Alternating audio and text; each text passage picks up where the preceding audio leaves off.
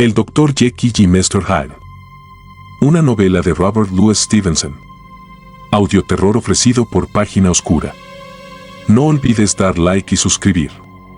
Es gratis. Si quieres aportar ayuda económica, tienes la pestaña Gracias. El Dr. Jekyll y Mr. Hyde. Capítulo 1. Historia de la puerta. Utterson, el notario, era un hombre de cara arrugada, jamás iluminada por una sonrisa. De conversación escasa, fría y empachada, retraído en sus sentimientos, era alto, flaco, gris, serio y, sin embargo, de alguna forma, amable. En las comidas con los amigos, cuando el vino era de su gusto, sus ojos traslucían algo eminentemente humano, algo, sin embargo, que no llegaba nunca a traducirse en palabras, pero que tampoco se quedaba en los mudos símbolos de la sobremesa, manifestándose sobre todo, a menudo y claramente, en los actos de su vida. Era austero consigo mismo, bebía ginebra, cuando estaba solo, para atemperar su tendencia a los buenos vinos, y, aunque le gustase el teatro, hacía 20 años que no pisaba uno. Sin embargo, era de una probada tolerancia con los demás, considerando a veces con estupor, casi con envidia, la fuerte presión de los espíritus vitalistas que les llevaba a alejarse del recto camino. Por esto, en cualquier situación extrema, se inclinaba más a socorrer que a reprobar. Respeto la herejía de Caín, decía con agudeza. Dejo que mi hermano se vaya al diablo como crea más oportuno. Por este talante, a menudo solía ser el último conocido estimable, la última influencia saludable en la vida de los hombres encaminados cuesta abajo, y en sus relaciones con estos, mientras duraban las mismas, procuraba mostrarse mínimamente cambiado. Es verdad que, para un hombre como Utterson, poco expresivo en el mejor sentido, no debía ser difícil comportarse de esta manera. Para él, la amistad parecía basarse en un sentido de genérica, benévola disponibilidad. Pero es de personas modestas aceptar sin más, de manos de la casualidad, la búsqueda de las propias amistades, y este era el caso de Utterson. Sus amigos eran conocidos desde hacía mucho o personas de su familia, su afecto crecía con el tiempo, como la yedra, y no requería idoneidad de su objeto. La amistad que lo unía a Neckar Enfield, el conocido hombre de mundo, era sin duda de este tipo, ya que Enfield era pariente lejano suyo. Resultaba para muchos un misterio saber qué veían aquellos dos uno en el otro o qué intereses podían tener en común. Según decían los que los encontraban en sus paseos dominicales, no intercambiaban ni una palabra, aparecían particularmente deprimidos y saludaban con visible alivio la llegada de un amigo. A pesar de todo, ambos apreciaban muchísimo estas salidas, las consideraban el mejor regalo de la semana y, para no renunciar a las mismas, no solo dejaban cualquier otro motivo de distracción, sino que incluso los compromisos más serios. Sucedió que sus pasos los condujeron durante uno de estos vagabundeos a una calle de un barrio muy poblado de Londres. Era una calle estrecha y, los domingos, lo que se dice tranquila, pero animada por comercios y tráfico durante la semana. Sus habitantes ganaban bastante, por lo que parecía, y, rivalizando con la esperanza de que les fuera mejor, dedicaban sus excedentes al adorno, coqueta muestra de prosperidad. Los comercios de las dos aceras tenían aire de invitación, como una doble fila de sonrientes vendedores. Por lo que incluso el domingo, cuando velaba sus más floridas gracias, la calle brillaba, en contraste con sus adyacentes escuálidas, como un fuego en el bosque, y con sus contraventanas recién pintadas, sus bronces relucientes, su aire alegre y limpio atraía y seducía inmediatamente la vista del paseante. A 2 puertas de una esquina, viniendo del oeste, la línea de casas se interrumpía por la entrada de un amplio patio, y, justo al lado de esta entrada, un pesado, siniestro edificio sobresalía a la calle su frontón triangular. Aunque fuera de 2 pisos, este edificio no tenía ventanas, solo la puerta de entrada, algo más abajo del nivel de la calle, y una fachada ciega de revoque descolorido.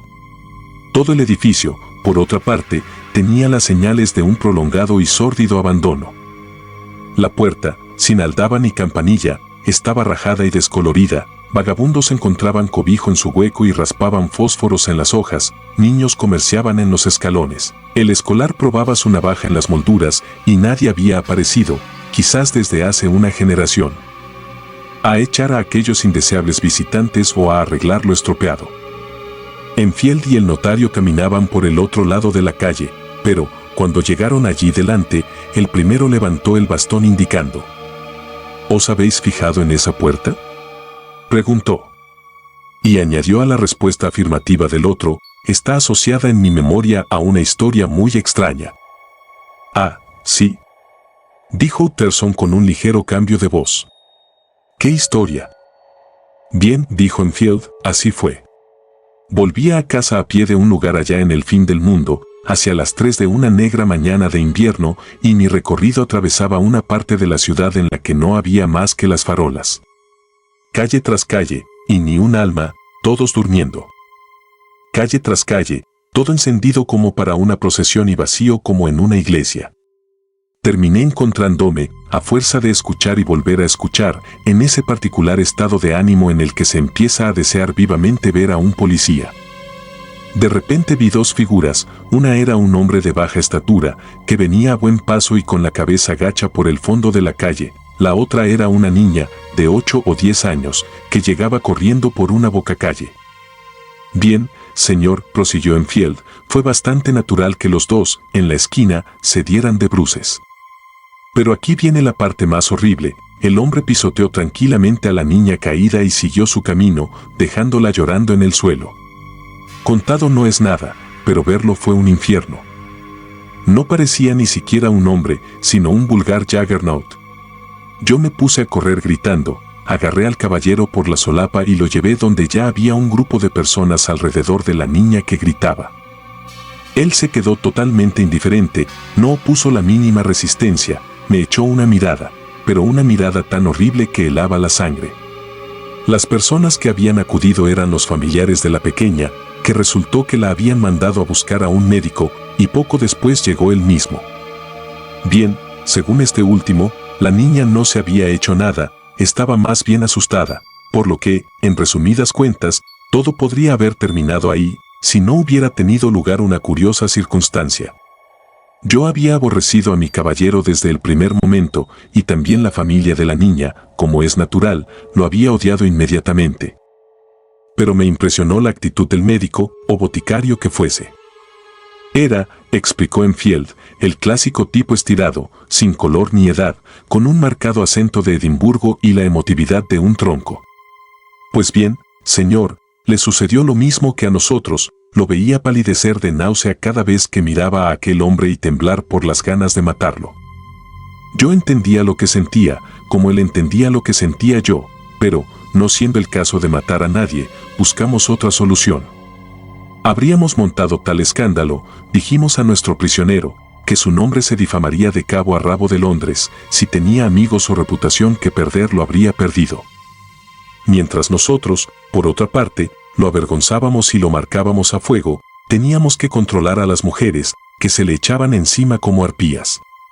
Jamás he visto un círculo de caras más enfurecidas. Y él allí en medio, con esa especie de mueca negra y fría. Estaba también asustado, se veía, pero sin sombra de arrepentimiento. Oh, seguro, un diablo. Al final nos dijo, pagaré, si es lo que queréis. Un caballero paga siempre para evitar el escándalo. Decime vuestra cantidad. La cantidad fue de 100 esterlinas para la familia de la niña, y en nuestras caras debía haber algo que no presagiaba nada bueno, por lo que él, aunque estuviese claramente quemado, lo aceptó. Ahora había que conseguir el dinero. Pues bien, ¿dónde creéis que nos llevó? Precisamente a esa puerta. Sacó la llave, continuó Enfield, entró y volvió al poco rato. Son 10 esterlinas en contante y el resto en un cheque. El cheque era del banco Cogots, al portador y llevaba la firma de una persona que no puedo decir, aunque sea uno de los puntos más singulares de mi historia. De todas las formas se trataba de un nombre muy conocido, que a menudo aparece impreso. Si la cantidad era alta, la firma era una garantía suficiente siempre que fuese auténtica, naturalmente. Me tomé la libertad de comentar a nuestro caballero que toda la historia me parecía apócrifa, porque un hombre, en la vida real, no entra a las 4 de la mañana por la puerta de una bodega para salir, unos instantes después, con el cheque de otro hombre por valor de casi 100 esterlinas.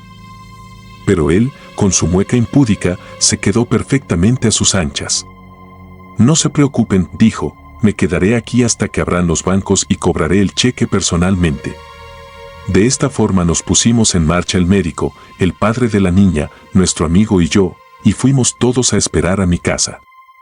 Por la mañana, después del desayuno, fuimos al banco todos juntos. Presenté yo mismo el cheque, diciendo que tenía razones para sospechar que la firma era falsa. Y sin embargo, nada de eso. El cheque era auténtico. Oui, dijo Utterson. Veo que pensáis igual que yo, dijo Enfield. Sí, una historia sucia. Porque mi hombre era uno con el que nadie querría saber nada, un condenado, mientras que la persona que firmó el cheque es honorable, persona de renombre, además de ser, esto hace el caso aún más deplorable. Una de esas buenas personas que hacen el bien, como suele decirse. Chantaje, supongo, un hombre honesto obligado a pagar un ojo de la cara por algún desliz de juventud. Por eso, cuando pienso en la casa tras la puerta, pienso en la casa del chantaje. Aunque esto, ya sabéis, no es suficiente para explicar todo, concluyó perplejo y quedándose luego pensativo. Su compañero le distrajo un poco más tarde y le preguntó algo bruscamente. ¿Pero sabéis si el firmante del cheque vive ahí? Un lugar poco probable, ¿no creéis? Replicó Enfield. Pues, no. He tenido ocasión de conocer su dirección y sé que vive en una plaza, pero no recuerdo en cuál. ¿Y no os habéis informado nunca sobre la casa tras la puerta? No, señor, me pareció poco delicado, fue la respuesta. Siempre tengo miedo de preguntar, me parece una cosa del día del juicio.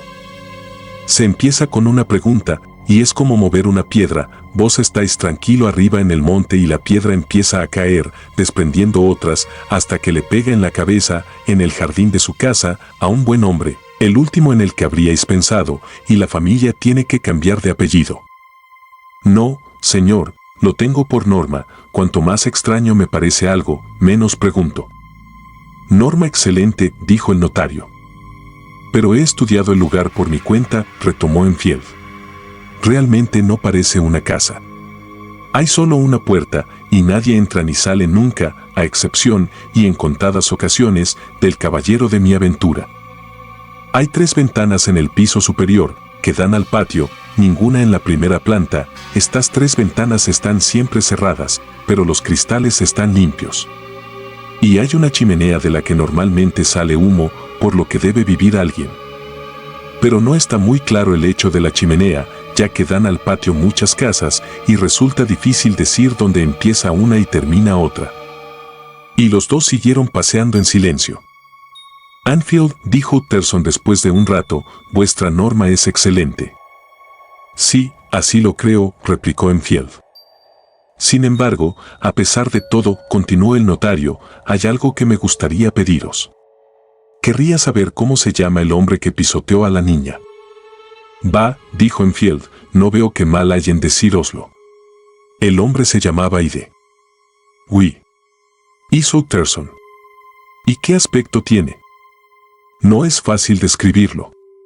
Hay algo que no encaja en su aspecto, algo desagradable, algo, sin duda, detestable. No he visto nunca a ningún hombre que me repugnase tanto, pero no sabría decir realmente por qué. Debe ser deforme, en cierto sentido. Se tiene una fuerte sensación de deformidad, aunque luego no se logre poner el dedo en algo concreto. Lo extraño está en su conjunto, más que en los particulares. No, señor, no consigo empezar, no logro describirlo. Y no es por falta de memoria, porque, incluso, puedo decir que lo tengo ante mis ojos en este preciso instante. El notario se quedó absorto y taciturno, como si siguiera el hilo de sus reflexiones. ¿Estáis seguro de que tenía la llave? Dijo al final. ¿Pero y esto? Dijo Enfield sorprendido. Sí, lo sé, dijo Utterson, lo sé que parece extraño. Pero mirad, Richard, si no os pregunto el nombre de la otra persona es porque ya lo conozco. Vuestra historia ha dado en el blanco, si se puede decir. Y por esto, si hubierais sido impreciso en algún punto, os ruego que me lo indiquéis. Me molesta que no me lo hayáis advertido antes, dijo el otro con una pizca de reproche. Pero soy pedantemente preciso, usando vuestras palabras. Aquel hombre tenía la llave. Y aún más, todavía la tiene, he visto cómo la usaba hace menos de una semana. Utterson suspiró profundamente, pero no dijo ni una palabra más. El más joven, después de unos momentos, reemprendió. He recibido otra lección sobre la importancia de estar callado. Me avergüenzo de mi lengua demasiado larga. Pero escuchad, hagamos un pacto de no hablar más de esta historia. De acuerdo, Richard, dijo el notario. No hablaremos más. Capítulo 2. En busca de Ide. Cuando por la noche volvió a su casa de soltero, Utterson estaba deprimido y se sentó a la mesa sin apetito. Los domingos, después de cenar, tenía la costumbre de sentarse junto al fuego con algún libro de árida devoción en el atril, hasta que el reloj de la cercana iglesia daba las campanadas de medianoche. Después ya se iba sobriamente y con reconocimiento a la cama. Aquella noche, sin embargo, después de quitar la mesa, cogió una vela y se fue a su despacho. Abrió la caja fuerte, sacó del fondo de un rincón un sobre con el rótulo testamento del Dr. Jekyll y se sentó con el ceño fruncido a estudiar el documento. El testamento era hológrafo, ya que Utterson, aunque aceptó la custodia a cosa hecha, había rechazado prestar la más mínima asistencia a su redacción. En él se establecía no solo que, en caso de muerte de Henry Jacob, doctor en medicina, doctor en derecho, miembro de la Sociedad Real, etc., todos sus bienes pasarían a su amigo y benefactor Edward Hyde, sino que, en caso de que el Dr. Jekyll desapareciese o estuviera inexplicablemente ausente durante un periodo superior a 3 meses de calendario, el susodicho Edward Hyde habría entrado en posesión de todos los bienes del susodicho Henry Jacob. Sin más dilación y con la única obligación de liquidar unas modestas sumas dejadas al personal de servicio. Este documento era desde hace mucho tiempo una pesadilla para Utterson. En él ofendía no solo al notario, sino al hombre de costumbres tranquilas, amante de los aspectos más familiares y razonables de la vida, y para el que toda extravagancia era una inconveniencia. Sí, por otra parte, hasta entonces, el hecho de no saber nada de Ide era lo que más le indignaba. Ahora, por una casualidad, el hecho más grave era saberlo. La situación ya tan desagradable hasta que ese nombre había sido un puro nombre sobre el que no había conseguido ninguna información, aparecía ahora empeorada cuando el nombre empezaba a revestirse de atributos odiosos. ¿Y qué de los vagos? Nebulosos perfiles en los que sus ojos se habían perdido saltaba imprevisto y preciso el presentimiento de un demonio. Pensaba que fuese locura, dijo reponiendo en la caja fuerte el deplorable documento, pero empiezo a temer que sea deshonor. Apagó la vela, se puso un gabán y salió.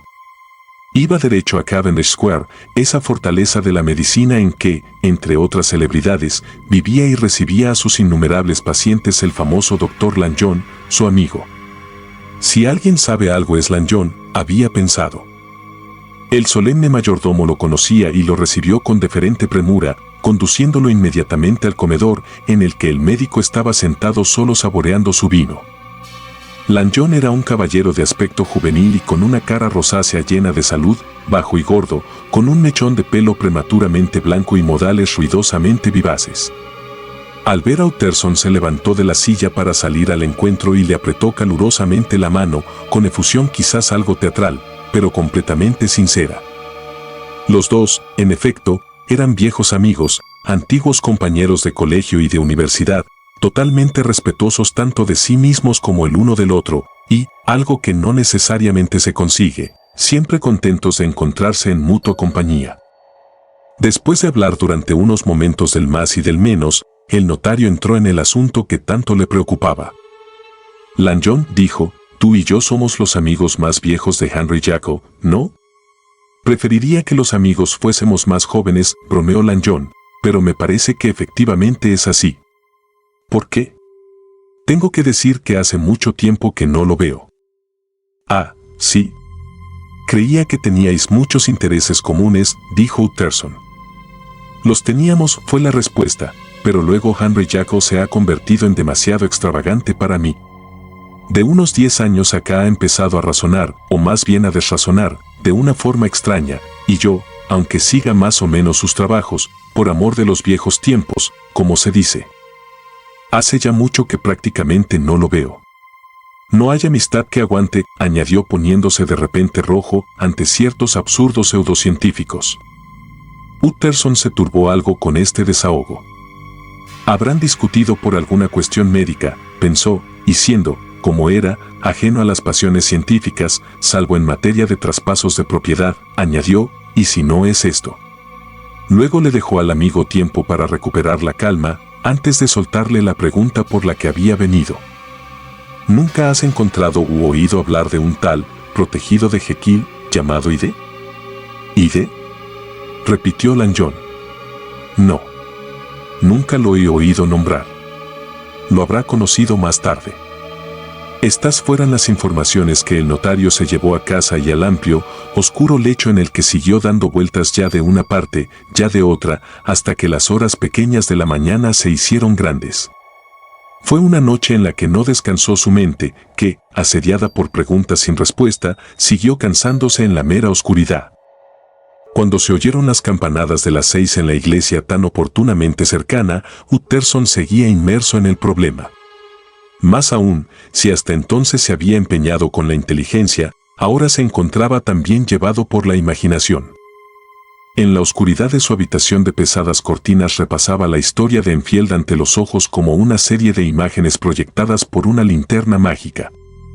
He aquí la gran hilera de farolas de una ciudad de noche, he aquí la figura de un hombre que avanza rápido, he aquí la de una niña que va a llamar a un doctor, y he aquí las dos figuras que chocan, he ahí ese Juggernaut humano que arrolla a la niña y pasa por encima sin preocuparse de sus gritos. Otras veces, Utterson veía el dormitorio de una casa rica y a su amigo que dormía tranquilo y sereno como si sonriera en sueños. Luego se abría la puerta, se descorrían violentamente las cortinas de la cama, y he aquí, allí de pie, la figura a la que se le había dado todo poder. Incluso el de despertar al que dormía en esa hora muerta para llamarlo a sus obligaciones. Tanto en una como en la otra serie de imágenes, aquella figura siguió obsesionando al notario durante toda la noche.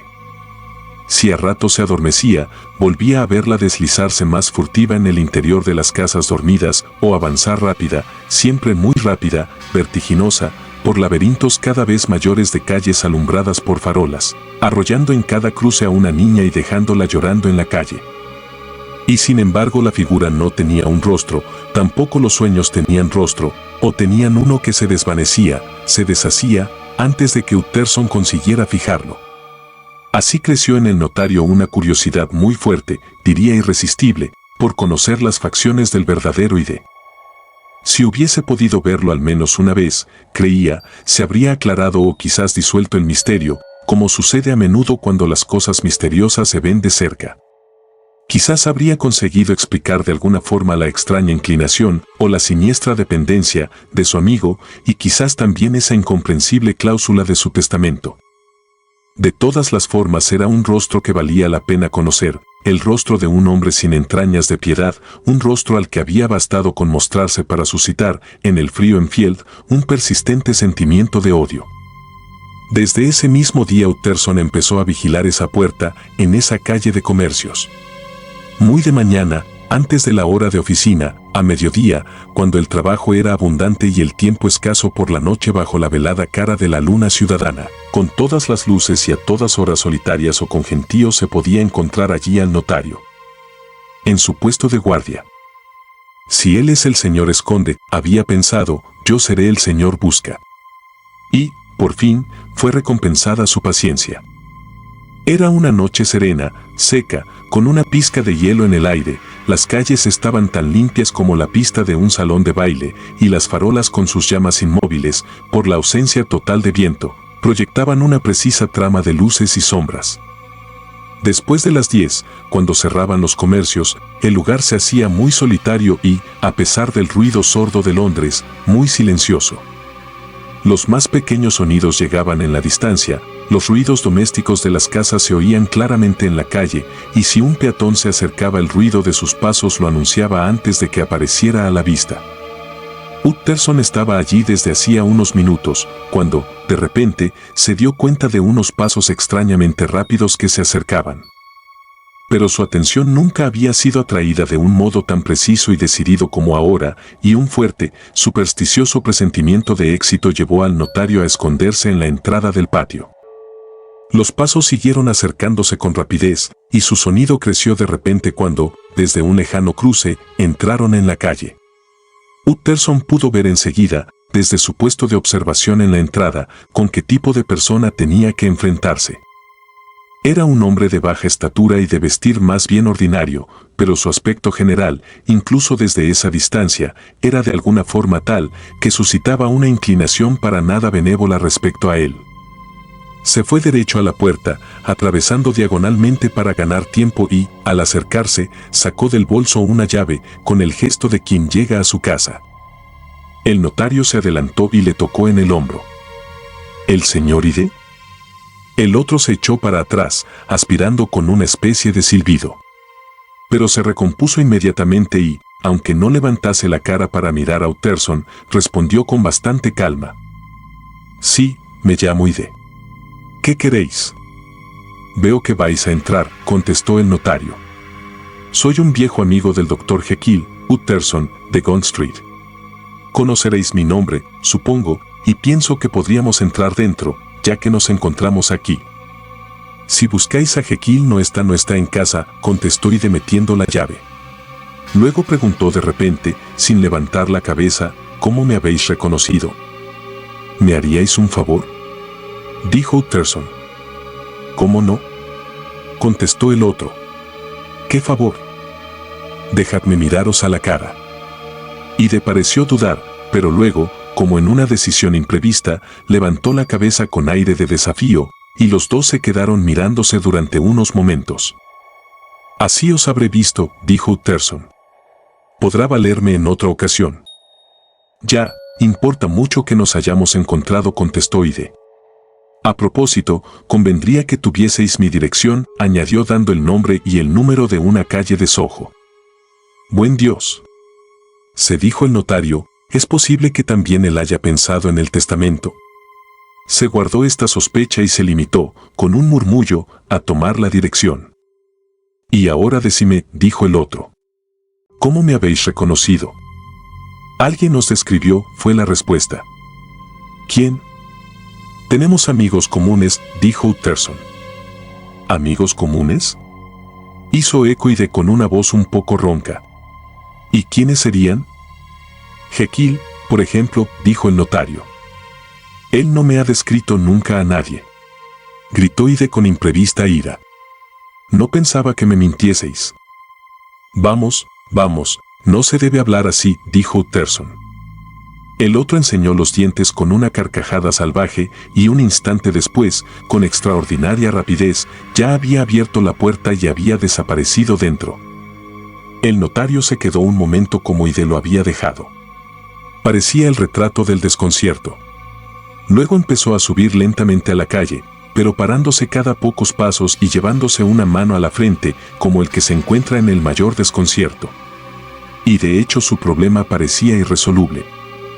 Ide era pálido y muy pequeño, daba una impresión de deformidad aunque sin malformaciones concretas, tenía una sonrisa repugnante, se comportaba con una mezcla viscosa de pusilanimidad y arrogancia, hablaba con una especie de ronco y roto susurro, todas cosas, sin duda, negativas, pero que aunque las sumáramos, no explicaban la inaudita aversión, repugnancia y miedo que habían sobrecogido a Utterson. Debe haber alguna otra cosa, más aún, estoy seguro de que la hay, se repetía perplejo el notario. Solo que no consigo darle un nombre, ese hombre, Dios me ayude, apenas parece humano, algo de troglodítico, o será la vieja historia del Dr. Fowl. ¿O la simple irradiación de un alma infame que transpira por su cáscara de arcilla y la transforma? Creo que es esto, mi pobre Jekyll. Si alguna vez una cara ha llevado la firma de Satanás, es la cara de tu nuevo amigo. Al fondo de la calle, al dar la vuelta a la esquina, había una plaza de casas elegantes y antiguas, ahora ya decadentes, en cuyos pisos o habitaciones de alquiler vivía gente de todas las condiciones y oficios. Pequeños impresores, arquitectos, abogados más o menos dudosos, agentes de oscuros negocios. Sin embargo, una de estas casas, la segunda de la esquina, no estaba todavía dividida y mostraba todas las señales de confort y lujo, aunque en ese momento estuviese completamente a oscuras, a excepción de la media luna de cristal por encima de la puerta de entrada. Utterson se paró ante esta puerta y llamó. Un mayordomo anciano y bien vestido vino a abrirle. ¿Está en casa el doctor Jekyll, Pole?, preguntó el notario.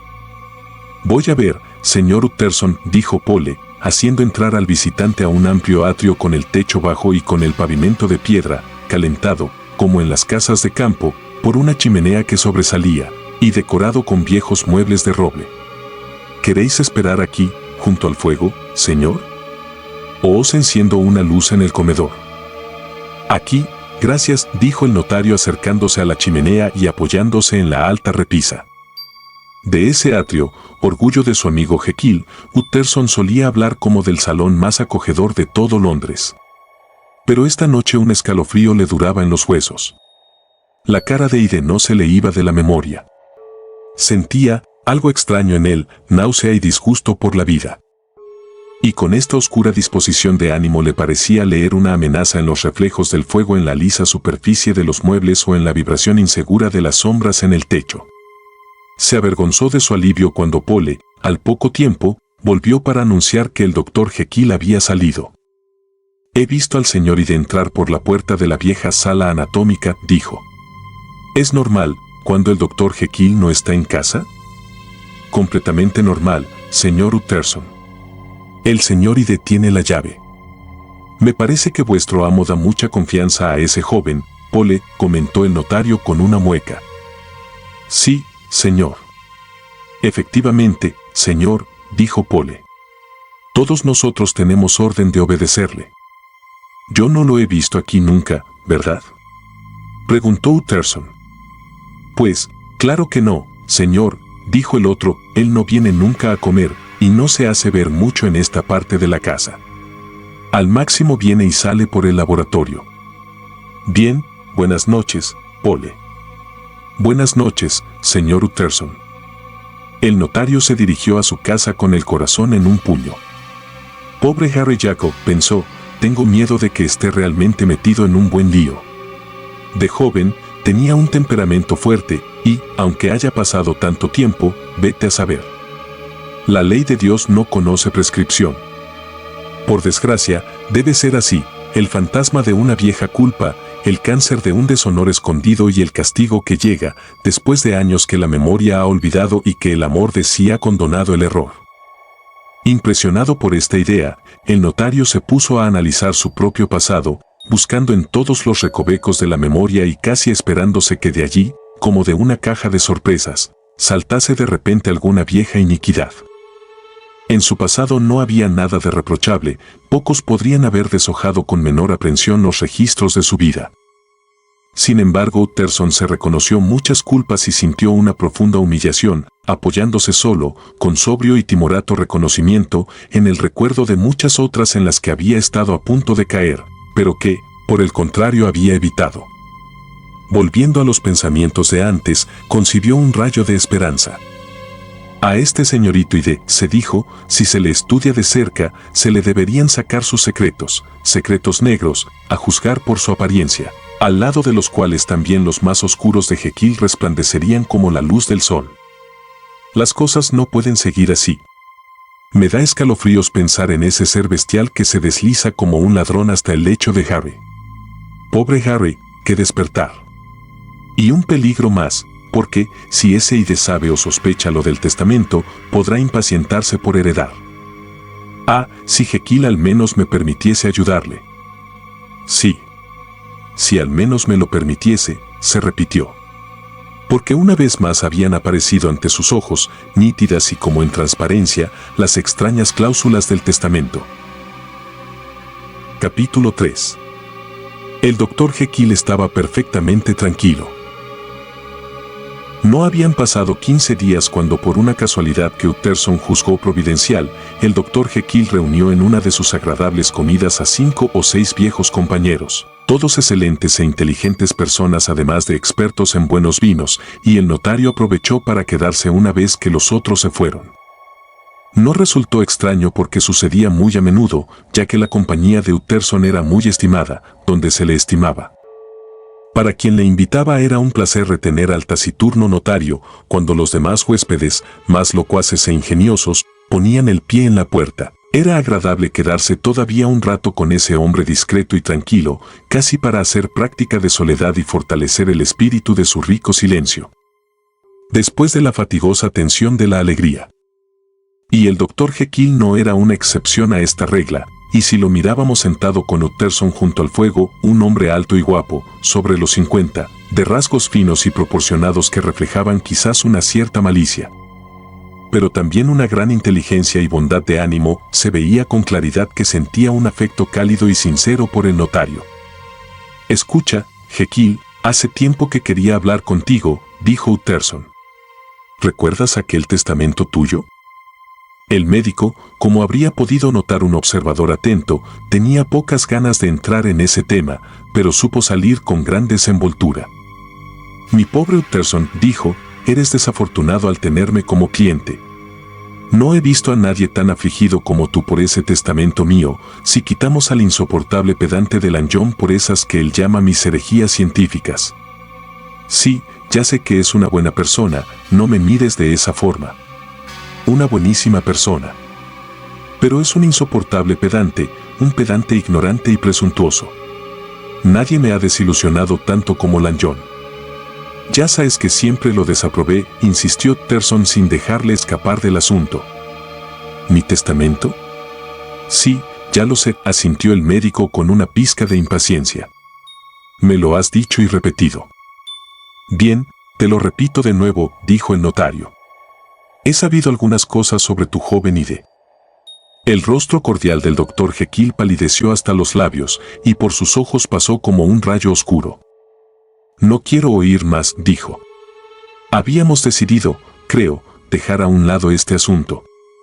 «Las cosas que he oído son abominables», dijo Utterson. «No puedo hacer nada ni cambiar nada». «Tú no entiendes mi posición», repuso nervioso el médico. «Me encuentro en una situación penosa, Utterson, y en una posición extraña, muy extraña. Es una de esas cosas que no se arreglan hablando. Jekyll, tú me conoces y sabes que puedes fiarte de mí», dijo el notario. «Explícate, dime todo en confianza, y estoy seguro de poderte sacar de este lío». «Mi querido Utterson», dijo el médico, «esto es verdaderamente amable, extraordinariamente amable de tu parte. No tengo palabras para agradecértelo. Y te aseguro que no hay persona en el mundo, ni siquiera yo mismo, de la que me fiaría más que de ti si tuviera que escoger. Pero, de verdad, las cosas no están como crees, la situación no es tan grave. Para dejar en paz a tu buen corazón te diré una cosa, podría liberarme del señor Ide en cualquier momento que quisiera. Te doy mi palabra. Te lo agradezco infinitamente una vez más, pero, sabiendo que no te lo tomarás a mal, también añado esto, se trata de un asunto estrictamente privado, por lo que te ruego que no volvamos sobre el mismo». Utterson reflexionó unos instantes, mirando al fuego. «De acuerdo, no dudo que tú tengas razón», dijo por fin levantándose. «Pero, dado que hemos hablado y espero que por última vez», retomó el médico, «hay un punto que quisiera que tú entendieses. Siento un tremendo afecto por el pobre Ide. Sé que os habéis visto, me lo ha dicho, y tengo miedo que no haya sido muy cortés. Pero, repito, siento un tremendo afecto por ese joven, y, si yo desapareciese, tú prométeme, Utterson, que lo tolerarás y que tutelarás sus legítimos intereses. No dudo que lo harías, si supieras todo, y tu promesa me quitaría un peso de encima. No puedo garantizarte», dijo el notario, «que conseguiré alguna vez hacerlo a gusto». Jekyll le puso la mano en el brazo. «No te pido eso», dijo con calor. «Te pido solo que tuteles sus derechos y te pido que lo hagas por mí, cuando yo ya no esté». Utterson no pudo contener un profundo suspiro. «Bien», dijo. te lo prometo. Capítulo 4. El homicidio Carew. Casi un año después, en octubre de 18, todo Londres era un rumor por un delito horrible, no menos execrable por su crueldad que por la personalidad de la víctima.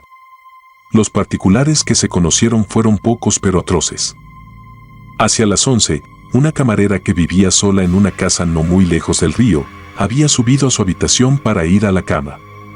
A esa hora, aunque más tarde una cerrada niebla envolviese la ciudad, el cielo estaba aún despejado y la calle a la que daba la ventana de la muchacha estaba muy iluminada por el plenilunio.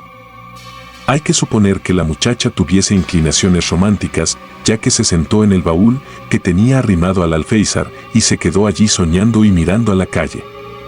Nunca, como luego repitió entre lágrimas, al contar esa experiencia, nunca se había sentido tan en paz con todos ni mejor dispuesta con el mundo. Y he aquí que, mientras estaba sentada, vio a un anciano y distinguido señor de pelo blanco que subía por la calle, mientras otro señor más bien pequeño, y al que prestó poca atención al principio, venía por la parte opuesta.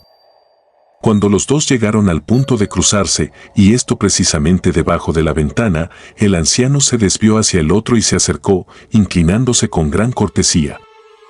No tenía nada importante que decirle, por lo que parecía, probablemente, a juzgar por los gestos, quería solo preguntar por la calle, pero la luna le iluminaba la cara mientras hablaba, y la camarera se encantó al verlo, por la benignidad y gentileza a la antigua que parecía despedir, no sin algo de estirado.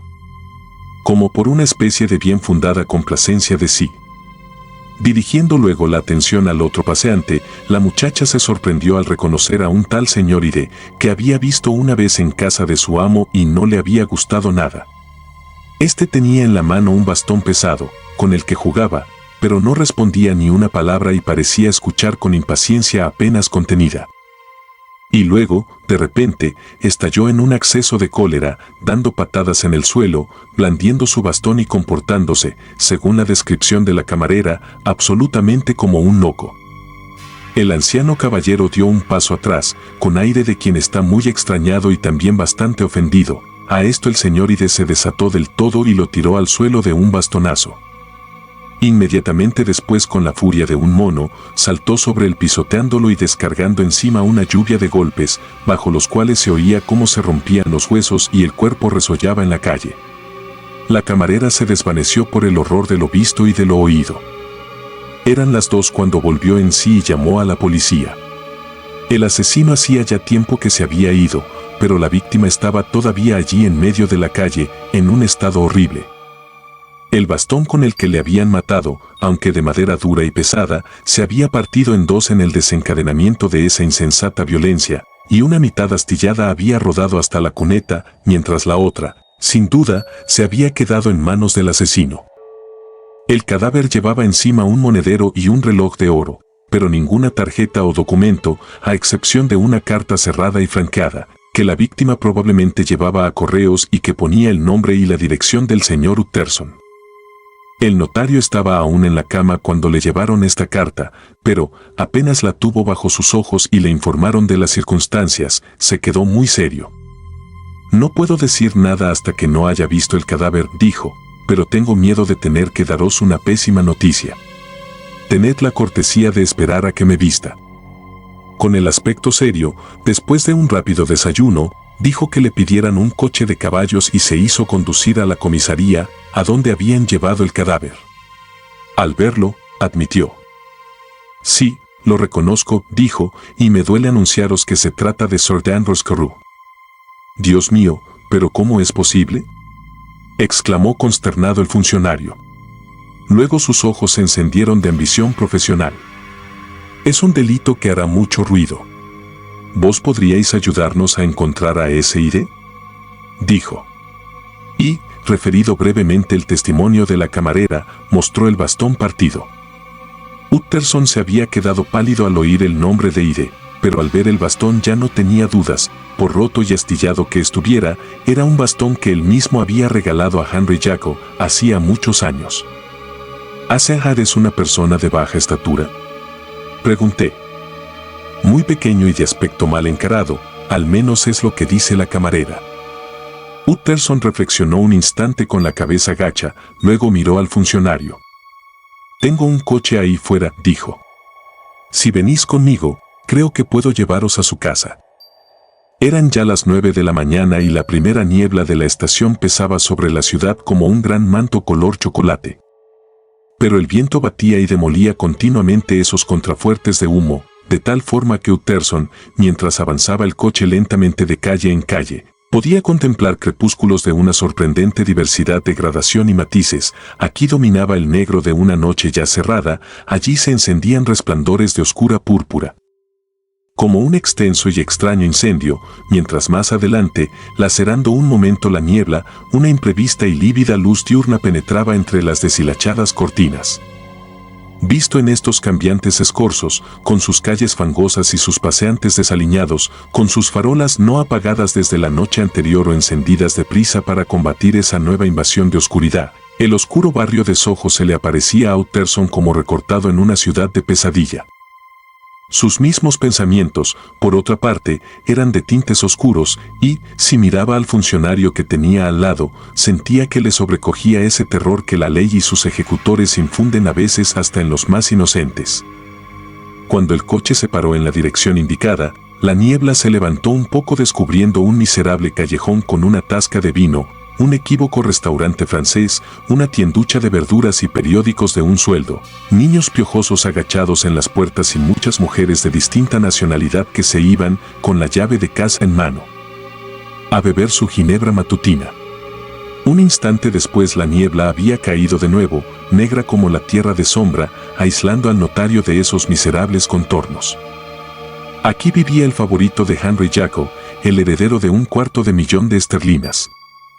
Una vieja de cara de marfil y cabellos de plata vino a abrir la puerta. Tenía mala pinta, de una maldad suavizada por la hipocresía, pero sus modales eran educados. «Sí», dijo, «el señor Ide vive aquí, pero no está en casa, había vuelto muy tarde por la noche y apenas hacía una hora que había salido de nuevo». En esto no había nada de extraño, ya que sus costumbres eran muy irregulares y a menudo estaba ausente. Por ejemplo, antes de ayer ella no le había visto desde hacía 2 meses. «Bien, entonces querríamos ver sus habitaciones», dijo el notario y, cuando la mujer se puso a protestar que era imposible, cortó por lo sano: «El señor viene conmigo, os lo advierto, es el inspector Necomen, de Scotland Yard».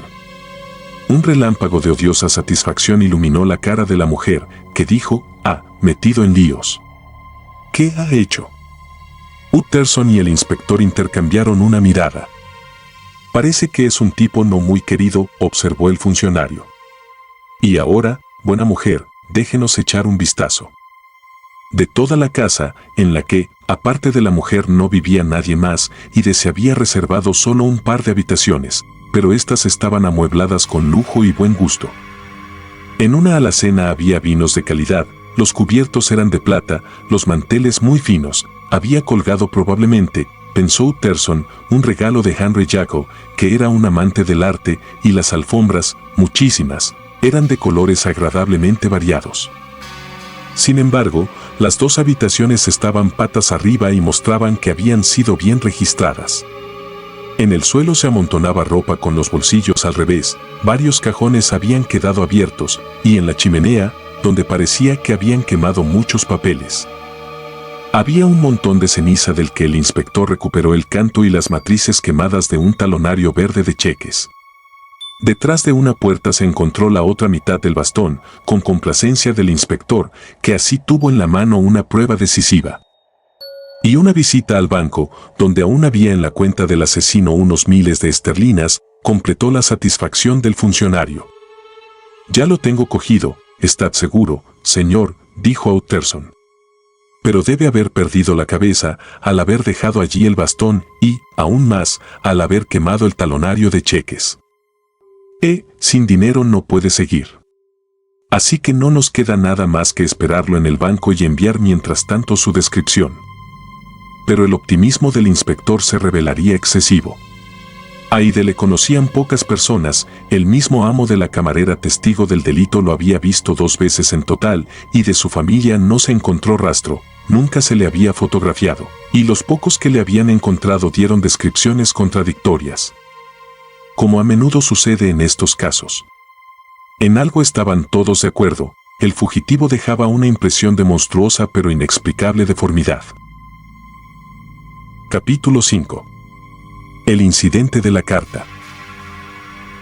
Entrada la tarde, Utterson se presentó en casa del Dr. Jekyll, donde Pole, por pasillos contiguos a la cocina y luego a través de un patio que un tiempo había sido jardín, lo acompañó hasta la baja construcción llamada el laboratorio o también, indistintamente, la sala anatómica. El médico había comprado la casa, efectivamente, a los herederos de un famoso cirujano, interesado por la química más que por la anatomía, había cambiado destino al rudo edificio del fondo del jardín. El notario, que era la primera vez que venía recibido en esta parte de la casa, observó con curiosidad la tétrica estructura sin ventanas, y miró alrededor con una desagradable sensación de extrañeza atravesando el teatro anatómico, un día abarrotado de enfervorizados estudiantes y ahora silencioso, abandonado. Con las mesas atestadas de aparatos químicos, el suelo lleno de cajas y paja de embalar y una luz gris que se filtraba a duras penas por el lucernario polvoriento. En una esquina de la sala, una pequeña rampa llevaba a una puerta forrada con un paño rojo, y por esta puerta entró finalmente Utterson en el cuarto de trabajo del médico. Este cuarto, un alargado local lleno de armarios y cristaleras, con un escritorio y un espejo grande inclinable en ángulo, recibía luz de 3 polvorientas ventanas, protegidas con verjas, que daban a un patio común. Pero ardía el fuego en la chimenea y ya estaba encendida la lámpara en la repisa, porque también en el patio la niebla ya empezaba a cerrarse. Y allí, junto al fuego, estaba sentado Jekyll con un aire de mortal abatimiento. No se levantó para salir al encuentro de su visitante, sino que le tendió una mano helada, dándole la bienvenida con una voz alterada. ¿Y ahora?, dijo Utterson apenas se fue Pole. ¿Has oído la noticia? Jekyll se estremeció visiblemente. Estaba en el comedor, murmuró, cuando he oído gritar a los vendedores de periódicos en la plaza. Solo una cosa, dijo el notario. Carew era cliente mío, pero también tú lo eres y quiero saber cómo comportarme. No serás tan loco que quieras ocultar a ese individuo. Utterson, lo juro por Dios, gritó el médico, juro por Dios que ya no lo volveré a ver. Te prometo por mi honor que ya no tendré nada que ver con él en este mundo. Ha terminado todo. Y por otra parte él no tiene necesidad de mi ayuda, tú no lo conoces como yo, está a salvo, perfectamente a salvo, puedes creerme si te digo que nadie jamás oirá hablar de él. Utterson lo escuchó con profunda perplejidad. No le gustaba nada el aire febril de Jekyll. Espero por ti que así sea, dijo. Saldría tu nombre si se llega a procesarlo. Estoy convencido de ello, dijo el médico, aunque no pueda contarte las razones. Pero hay algo sobre lo que me podrías aconsejar. He recibido una carta y no sé si debo enseñársela a la policía. Quisiera dártela y dejarte a ti la decisión, sé que de ti me puedo fiar más que de nadie. ¿Tienes miedo de que la carta pueda poner a la policía tras su pista? No, he acabado con idea y ya no me importa dijo con fuerza Jekyll. Pero pienso en el riesgo de mi reputación por este asunto abominable. Utterson se quedó un momento rumiando. Le sorprendía y aliviaba a la vez el egoísmo del amigo. Bien, dijo al final, veamos la carta. La carta, firmada a Edward Hyde y escrita en una extraña caligrafía vertical, decía, en pocas palabras, que el Dr. Jekyll, benefactor del firmante, pero cuya generosidad tan indignamente había sido pagada, no tenía que preocuparse por la salvación del remitente, en cuanto éste disponía de medios de fuga en los que podía confiar plenamente.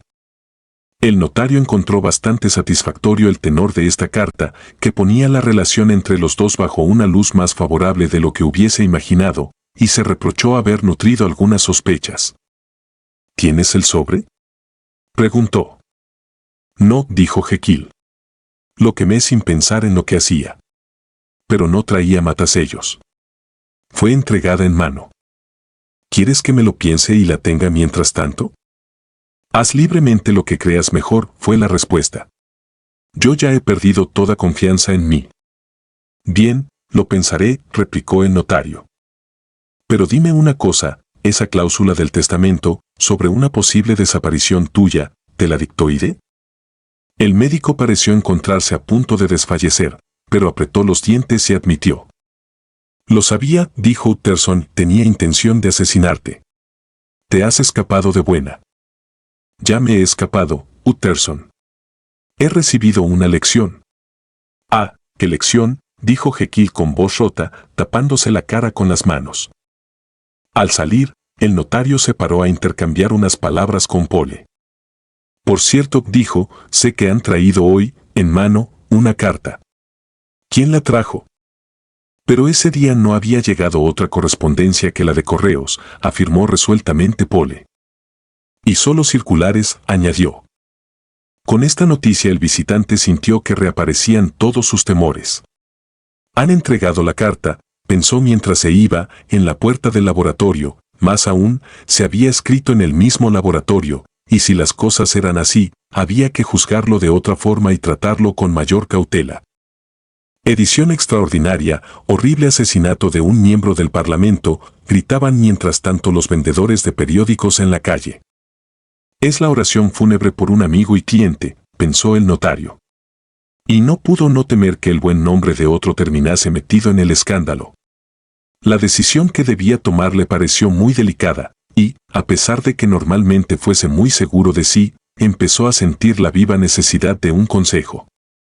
Es verdad, pensó, que no era un consejo que se pudiera pedir directamente, pero quizás lo habría conseguido de una forma indirecta. Poco más tarde estaba sentado en su despacho, al lado de la chimenea, y delante de él, en el otro lado, estaba sentado el señor Gast, su oficial. En un punto intermedio entre los dos, y a una distancia bien calculada del fuego, estaba una botella de un buen vino añejo que había pasado mucho tiempo en los cimientos de la casa, lejos del sol. Flujos de niebla seguían oprimiendo la ciudad sumergida, en la que las farolas resplandecían como rubíes y la vida ciudadana, filtrada, amortiguada por esas nubes caídas, rodaba por esas grandes arterias con un ruido sordo, como el viento impetuoso. Pero la habitación se alegraba con el fuego de la chimenea, y en la botella se habían disuelto hacía mucho tiempo los ácidos, el color de vivo púrpura, como el matiz de algunas vidrieras. Se había hecho más profundo con los años, y un resplandor de cálido otoño, de dorados atardeceres en los viñedos de la colina. Iba a descorcharse para dispersar las nieblas de Londres. Insensiblemente se relajaron los nervios del notario. No había nadie con quien mantuviera menos secretos que con el señor Gast, y no siempre estaba seguro, bueno, de haber mantenido cuantos creía. Guest había ido a menudo donde Jekyll por motivos de trabajo, conocía a Pole, y era difícil que no hubiera oído hablar de Ide como íntimo de la casa. Ahora habría podido sacar conclusiones. ¿No valía la pena que viese esa carta clarificadora del misterio? Además, siendo un apasionado y un buen experto en grafología, la confianza le habría parecido totalmente natural. El oficial, por otra parte, era persona de sabio consejo. Difícilmente habría podido leer ese documento tan extraño sin dejar de hacer una observación, y quizás así, vete a saber, Utterson habría encontrado la sugerencia que buscaba. Un triste lío, dijo, lo de Sir Danvers. Triste, señor. Y ha levantado una gran indignación, dijo el señor Gast. Ese hombre, naturalmente, era un loco.